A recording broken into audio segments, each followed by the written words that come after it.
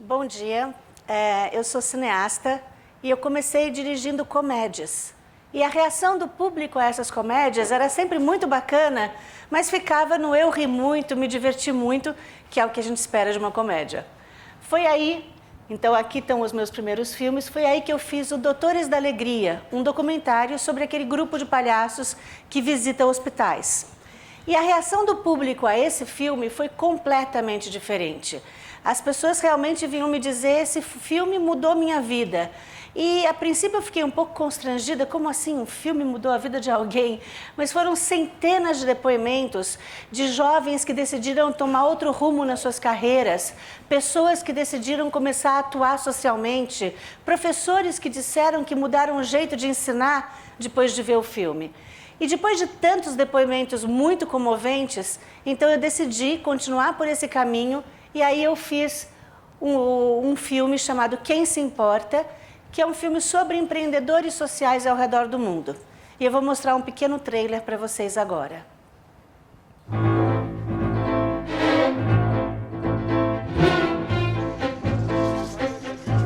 Qual é o nome que se dá para um ativista que, de tanto protestar, inicia um movimento que acaba mudando tudo ao seu redor?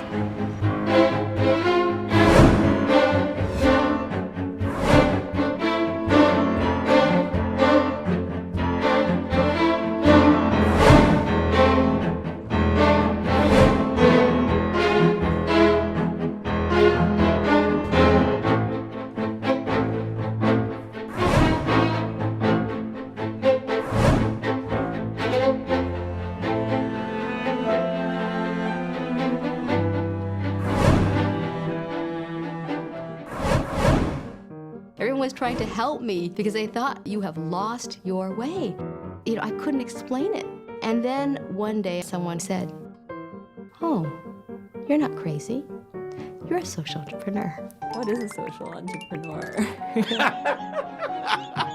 Não importa se ele faz para ajudar 4 pessoas ou para ajudar 1000. O importa é o sentimento que está por trás. Todo mundo pode mudar o mundo. We are creators. We create our own life. We create our own world. So before we create our own world, we must imagine what kind of world we want to create. And then start doing that.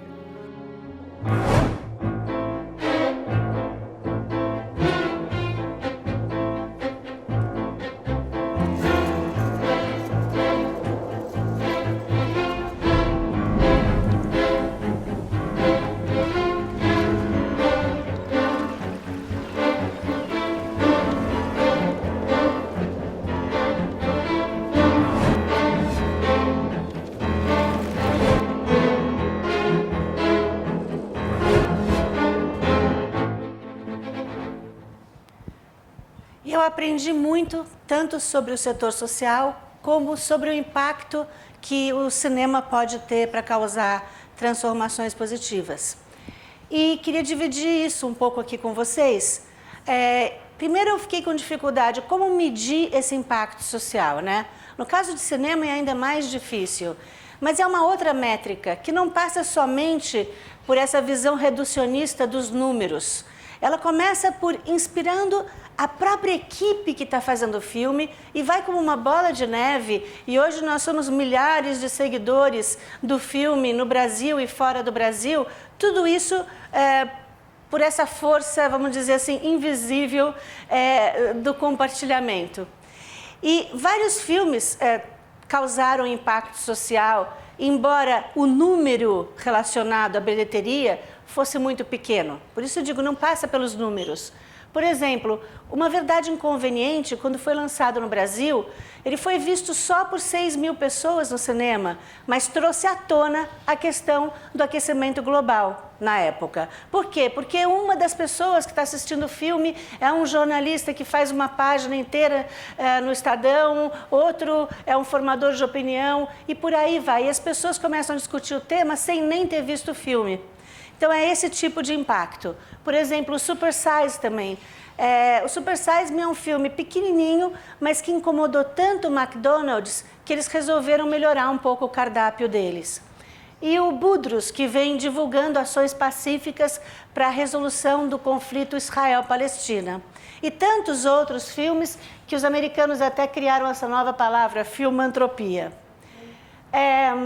Eu aprendi muito sobre o setor social também. Aprendi que existem várias razões históricas pelas quais o setor social cresceu tanto nas últimas 3, 4 décadas. Por exemplo, mais de 90 países saíram de sistemas de apartheid, absolutismo ou ditaduras e se tornaram democracias. E o empreendedorismo social só floresce numa democracia. Houve um aumento geral da classe média, mais pessoas tiveram mais acesso à educação e à saúde. Veio a internet e conectou 3 bilhões de pessoas, então mais gente está mais bem informada sobre os problemas sociais ao seu redor. E, por fim, a maioria de nós parou de acreditar que são os governos e as autoridades sozinhos que vão dar conta de resolver os nossos grandes desafios. Pois, se não deram até hoje, a gente sabe que hoje é o casamento entre o setor público, o setor cidadão e o setor privado que vai resolver os grandes problemas do mundo. A gente sabe que os problemas do mundo estão numa escala global tão enorme que não dá tempo da gente esperar por autoridades e governos. A gente, nós, cidadãos, a gente tem que bater um bolão para conseguir fazer com que as coisas mudem rapidamente. Então, a gente sabe que essa força da união é o que pode resolver os problemas hoje em dia. Esses líderes históricos, eles sempre tiveram aí.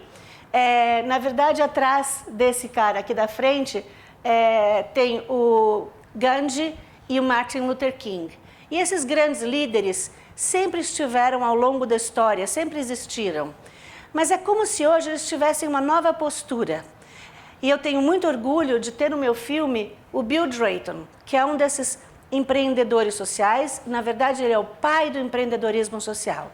Esse cara era um grande executivo da McKinsey e viajava muito a trabalho, especialmente para a Índia.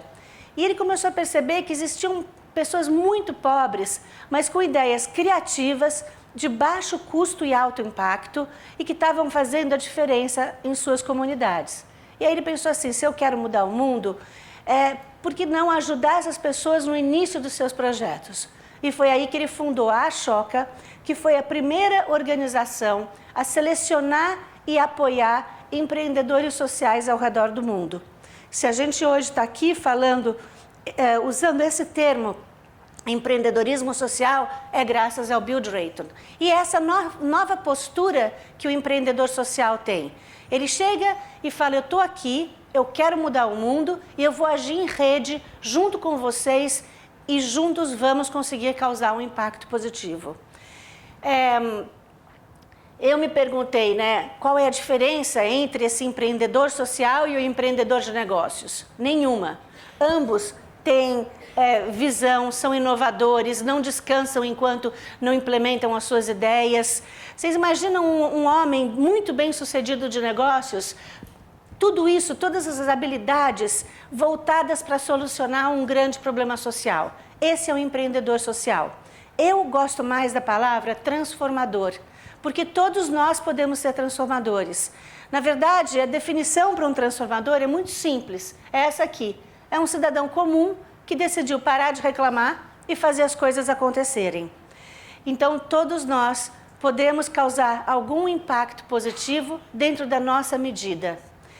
E eu me considero uma pessoa muito afortunada de ter pensado em fazer um filme sobre empreendedores sociais, porque eu viajei por várias partes do mundo, entrevistando pessoas realmente incríveis e muito diferentes entre si. E vou contar um pouquinho agora para vocês da história de alguns deles. Por exemplo, o Bart Wiggins.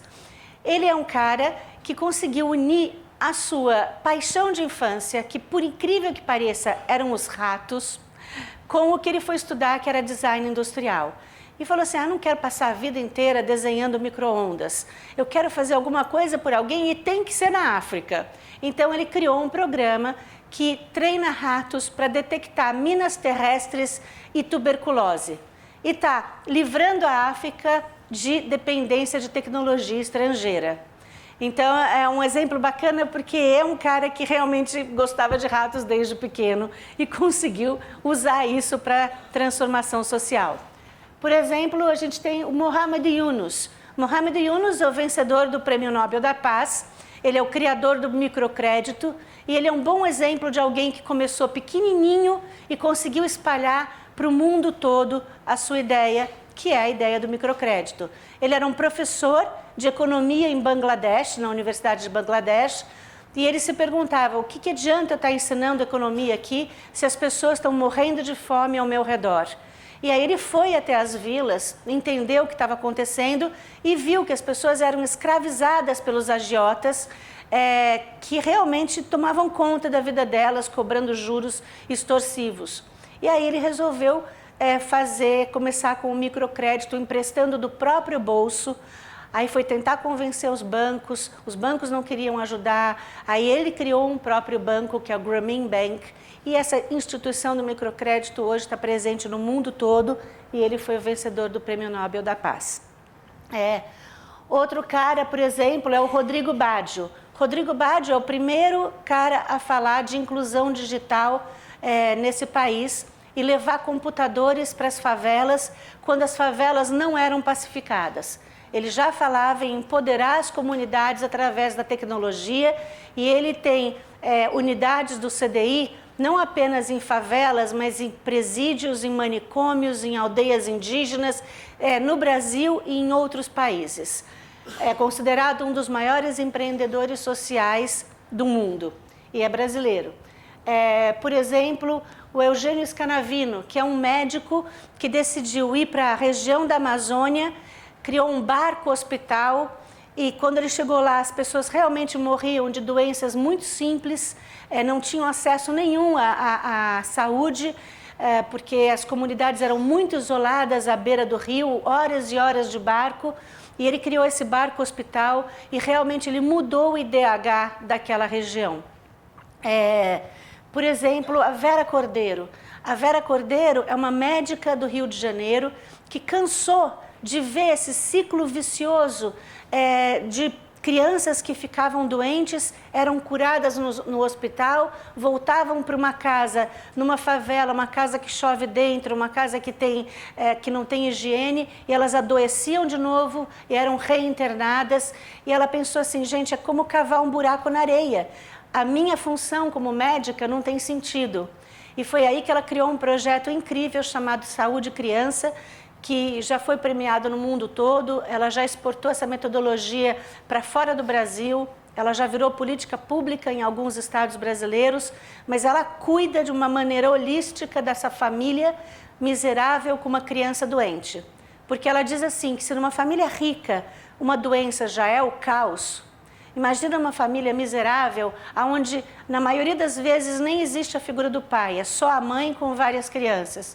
Quando uma criança está hospitalizada, é o caos, é a falência dessa família.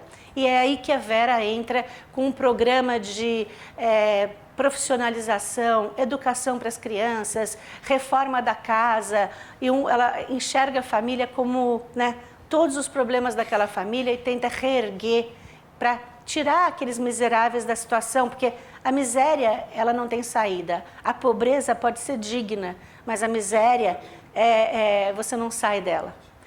E, bom, tem outras pessoas aqui maravilhosas, por exemplo, alguém já ouviu falar do Kiva?